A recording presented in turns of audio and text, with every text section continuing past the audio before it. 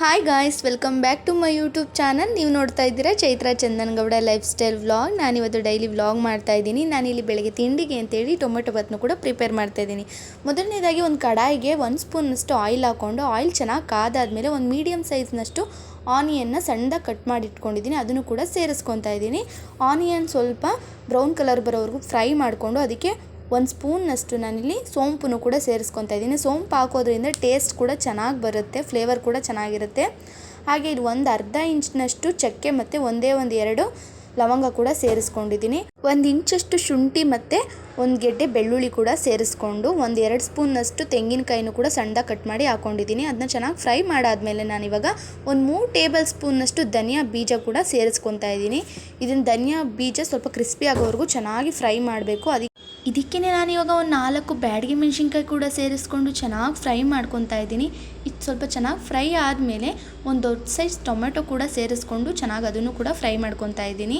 Tomato ಸ್ವಲ್ಪ ಮೆತ್ತಗೆ ಆಗಬೇಕು, ಅಲ್ಲಿವರೆಗೂ ಇದನ್ನ ಚೆನ್ನಾಗಿ ಫ್ರೈ ಮಾಡ್ಕೊಂಡಾದಮೇಲೆ ಇದನ್ನು ಎತ್ತಿ ಸೈಡ್ಗೆ ಇಟ್ಕೊಳ್ಳೋಣ. ಇದು ಸ್ವಲ್ಪ ತಣ್ಣಗಾಗಬೇಕು. ಇದು ತಣ್ಣಗಾಗುವಷ್ಟರಲ್ಲಿ ನಾವಿಲ್ಲಿ ಒಂದು ಕುಕ್ಕರ್ ಇಟ್ಕೊಂಡು ಕುಕ್ಕರ್ಗೆ 2 ಟೇಬಲ್ ಸ್ಪೂನಷ್ಟು ಆಯಿಲ್ ಹಾಕ್ಕೊಂಡಿದ್ದೀನಿ. ನಾನಿಲ್ಲಿ ಪಲಾವ್ ಇಂಗ್ರೀಡಿಯೆಂಟ್ಸ್ನೆಲ್ಲ ಹಾಕ್ಕೊಂಡಿದ್ದೀನಿ. ನಿಮ್ಗೆ ಯಾವ್ಯಾವ ಇಂಗ್ರೀಡಿಯೆಂಟ್ಸ್ ಎಲ್ಲ ಬೇಕು ನೋಡಿ ಅದನ್ನು ಹಾಕ್ಕೊಳ್ಳಿ. ನಾನಿಲ್ಲಿ ಸ್ವಲ್ಪ ಲೈಟಾಗಿ ಮಾಡ್ತಾ ಇರೋದ್ರಿಂದ ಸ್ವಲ್ಪ ಸ್ಪೈಸಸ್ನೆಲ್ಲ ಕಮ್ಮಿ ಮಾಡಿದ್ದೀನಿ. ಇಲ್ಲಿ ನಾನು ಒಂದು ದೊಡ್ಡ ಸೈಜ್ ಆನಿಯನ್ನು ಕೂಡ ಸ್ಲೈಸಾಗಿ ಉದ್ದುದಾಗಿ ಕಟ್ ಮಾಡಿ ಹಾಕ್ಕೊತಾ ಇದ್ದೀನಿ. ಆನಿಯನ್ ಸ್ವಲ್ಪ ಚೆನ್ನಾಗಿ ಬ್ರೌನ್ ಕಲರ್ ಬರೋವರೆಗೂ ಫ್ರೈ ಮಾಡ್ಕೊತಾ ಇದ್ದೀನಿ. ಆನಿಯನ್ ಎಷ್ಟು ಚೆನ್ನಾಗಿ ಬೇಯುತ್ತೆ ನೋಡಿ ಅಷ್ಟು ಚೆನ್ನಾಗಿ ಟೇಸ್ಟಿಯಾಗಿ ಟೊಮೆಟೊ ಬಾತ್ ಬರುತ್ತೆ. ಇಲ್ಲಿ 3 ಮೀಡಿಯಮ್ ಸೈಜ್ನಷ್ಟು ಟೊಮೆಟೊನ ಕಟ್ ಮಾಡಿ ಇಟ್ಕೊಂಡಿರೋದನ್ನು ಕೂಡ ಸೇರಿಸ್ಕೊತಾ ಇದ್ದೀನಿ. ಟೊಮೆಟೊ ಸ್ವಲ್ಪ ಮೆತ್ತಗಾಗೋವರೆಗೂ ಫ್ರೈ ಮಾಡ್ಕೊತಾ ಇದ್ದೀನಿ. ಈ ಟೈಮಲ್ಲೇ ನೀವು ಬೇಕು ಅಂತ ಹೇಳಿದ್ರೆ ಬಟಾಣಿ ಕೂಡ ಸೇರಿಸ್ಕೊಬೋದು. ಹಸಿ ಬಟಾಣಿ ಇದ್ದರೆ ಅದನ್ನು ಕೂಡ ಸೇರಿಸ್ಕೊಳ್ಳಿ. ಇಲ್ಲಿ ನಾನು ಹಸಿ ಬಟಾಣಿ ಖಾಲಿಯಾಗಿತ್ತು ಅಂತೇಳಿ ಅದನ್ನು ಸ್ಕಿಪ್ ಮಾಡಿದ್ದೀನಿ.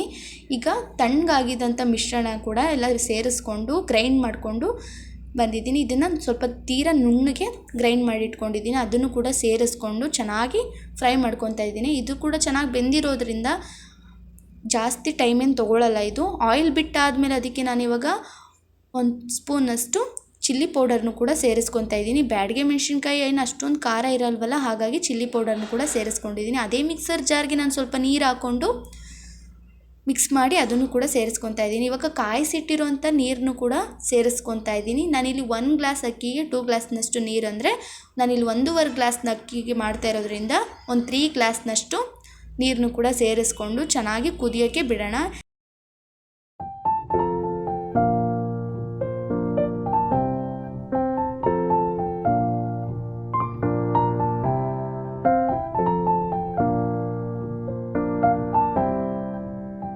ಇನ್ನೂ ಯಾರೆಲ್ಲ ನನ್ನ ಯೂಟ್ಯೂಬ್ ಚಾನಲ್ನ ಸಬ್ಸ್ಕ್ರೈಬ್ ಮಾಡ್ಕೊಳ್ದೆ ನೋಡ್ತಾ ಇದ್ದೀರಾ ನೋಡಿ, ಪ್ಲೀಸ್ ಸಬ್ಸ್ಕ್ರೈಬ್ ಮಾಡಿಕೊಂಡು ನೋಡಿ.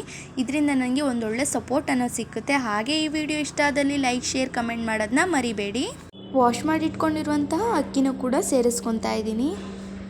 ಇದು ಕುದಿಯೋವಾಗ ನಾವು ರೈಸ್ನ ಈ ಥರ ಹಾಕೋದ್ರಿಂದ ಅದು ಎಲ್ಲದಕ್ಕೂ ಮಸಾಲೆ ಚೆನ್ನಾಗಿ ಹಿಡ್ಕೊಳ್ಳುತ್ತೆ. ಆವಾಗ ಒಂದು ಕಡೆ ಮಸಾಲೆ ಬರೋದು ಇಲ್ಲ, ಇನ್ನೊಂದು ಕಡೆ ಹಾಗೆ ರೈಸ್ ಉಳ್ಕೊಳ್ಳೋದು ಆ ಥರ ಆಗೋದಿಲ್ಲ. ಎಲ್ಲದಕ್ಕೂ ಕೂಡ ಈಕ್ವಲ್ ಆಗಿ ಮಸಾಲೆ ಅನ್ನೋದು ಹಿಡಿಯುತ್ತೆ. ಇದನ್ನು ಒಂದ್ಸಲ ಈ ಥರ ಮಿಕ್ಸ್ ಮಾಡಿ ಹಾಗೆ ರುಚಿಗೆ ತಕ್ಕನಷ್ಟು ಉಪ್ಪನ್ನು ಕೂಡ ಸೇರಿಸ್ಕೊತಾ ಇದ್ದೀನಿ ನಾನು ಇವಾಗಲೇ. ಇದನ್ನು ಮತ್ತೆ ಒಂದ್ಸಲ ಚೆನ್ನಾಗಿ ಮಿಕ್ಸ್ ಮಾಡಿ ಇದನ್ನು ಒಂದು 2 ವಿಷಲ್ ಹಾಕ್ಸಿದ್ರಾಯಿತು. ಇಲ್ಲ ಹಾಗೆ ನೀವು ಪಾತ್ರೆಯಲ್ಲಿ ಮಾಡೋದಾದರೆ ಹಾಗೂ ಕೂಡ ಮಾಡ್ಬೋದು. ತುಂಬಾ ಟೇಸ್ಟಿಯಾಗಿರುವಂತಹ ಟೊಮೊಟೊ ಬಾತು ಸಿದ್ಧ ಆಗುತ್ತೆ. ನೀವು ಕೂಡ ಒಂದ್ಸಲ ಇದನ್ನು ಮನೇಲಿ ಟ್ರೈ ಮಾಡಿ ನೋಡಿ, ಹೇಗಿತ್ತು ಅನ್ನೋದನ್ನ ನನಗೆ ಕಮೆಂಟ್ ಮಾಡೋದನ್ನ ಮರಿಬೇಡಿ. ಹಾಗೆ ಇವತ್ತು ಫ್ರೈಡೇ ಆಗಿರೋದ್ರಿಂದ ಮನೆ ಬಾಗಿಲಿಗೂ ಕೂಡ ನೀರು ಹಾಕಿ ರಂಗೋಲಿ ಕೂಡ ಬಿಟ್ಟಿದ್ದೆ. ಈ ಥರ ರಂಗೋಲಿ ಬಿಡೋದಂದರೆ ನನಗೆ ತುಂಬಾ ಇಷ್ಟ. ಆದರೆ ನನ್ನ ಮಗಳು 1 ಅವರ್ ಕೂಡ ಅದನ್ನು ಇರೋಕ್ಕೆ ಬಿಡಲ್ಲ, ಎಲ್ಲ ಹೋಗಿ ಅಳಿಸಿ ಗಲೀಜು ಮಾಡಿಬಿಡ್ತಾಳೆ. ಮನೆಯನ್ನು ಕೂಡ ಕ್ಲೀನ್ ಮಾಡಿ ಪೂಜೆ ಕೂಡ ಮುಗಿಸ್ದೆ. ನಾನು ಪೂಜೆ ಮಾಡ್ತಾ ಇರಬೇಕಾದ್ರೆ ನನ್ನ ಮಗಳು ಕೂಡ ಈ ಥರ ಬಂದು ಕೂತ್ಕೊಂಡು ಅವಳು ಕೂಡ ಪೂಜೆ ಮಾಡೋಕ್ಕೆ ಇದು ಮಾಡ್ತಿರ್ತಾಳೆ.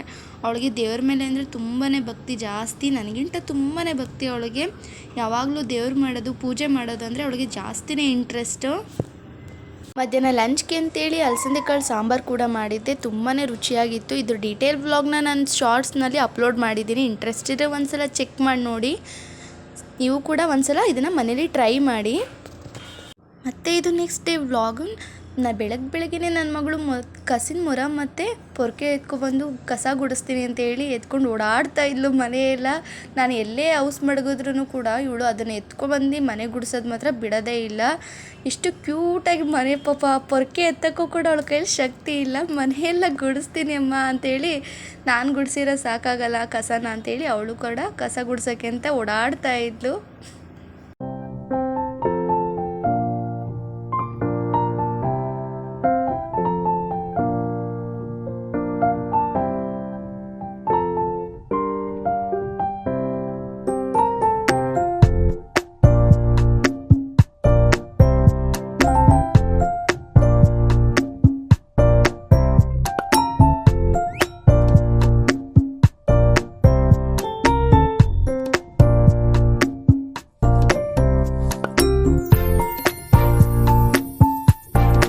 ಇನ್ನು ಮಧ್ಯಾಹ್ನ ಊಟಕ್ಕೆ ಅಂತೇಳಿ ನಾನಿಲ್ಲಿ ರೊಟ್ಟಿ ಮಾಡೋಣ ಅಂತೇಳಿ ಪ್ರಿಪೇರ್ ಮಾಡ್ತಾ ಇದ್ದೀನಿ. ಇದಕ್ಕೆ ಒಂದು 4 ರೀತಿಯಾದಂಥ ಹಿಟ್ಟನ್ನು ಮಿಕ್ಸ್ ಮಾಡಿ ನಾನು ಮಾಡ್ತಾಯಿದ್ದೀನಿ. ಅಕ್ಕಿ, ರಾಗಿ, ಜೋಳ, ಗೋಧಿ ಹಿಟ್ಟು ಕೂಡ ಮಿಕ್ಸ್ ಮಾಡಿದ್ದೀನಿ.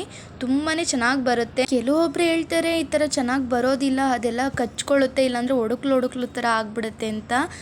ಹೆಂಚನ್ನ ಚೆನ್ನಾಗಿ ಕಾಯಿಸಿ ಅದಕ್ಕೆ ಒಂದು 2 ಡ್ರಾಪ್ಸ್ನಷ್ಟು ಆಯಿಲ್ನ ಹಾಕಿ ಆನಿಯನ್ನಿಂದ ಸ್ಪ್ರೆಡ್ ಮಾಡಿ ಚೆನ್ನಾಗಿ ನೀರನ್ನ ಚಿಮ್ಕಿಸಿ ಈ ಥರ ರೊಟ್ಟಿ ಹಾಕೋದ್ರಿಂದ ಚೆನ್ನಾಗಿ ಬರುತ್ತೆ. ಕೆಲವು ಕಡೆ ಕೆಲವು ರೀತಿಯಾದಂತಹ ರೊಟ್ಟಿಗಳನ್ನ ಮಾಡ್ತಾರೆ. ಈ ಉತ್ತರ ಕರ್ನಾಟಕದಲ್ಲೆಲ್ಲ ಆದರೆ ತಟ್ಟೋ ರೊಟ್ಟಿನ ಮಾಡ್ತಾರೆ, ಜೋಳದ ರೊಟ್ಟಿನ.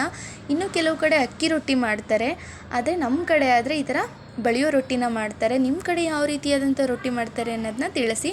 ಹಾಗೆ ನಾನು ವೇಸ್ಟ್ ಬಾಟಲ್ಸ್ನಲ್ಲಿ ಮನಿ ಪ್ಲ್ಯಾಂಟ್ ಕೂಡ ಹಾಕಿದ್ದೆ, ತುಂಬಾ ಚೆನ್ನಾಗಿ ಬಂದಿತ್ತು.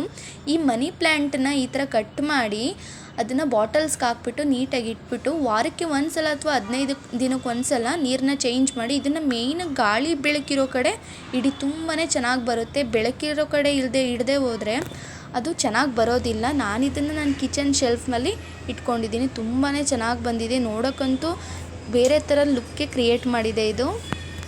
ಏನು ತಿಂತಾ ಇದೆಯಾ ಮಗಳೇ? ಕಳ್ಳಿ ಬೆಲ್ಲ ತಿಂತಿದ್ಯಾ?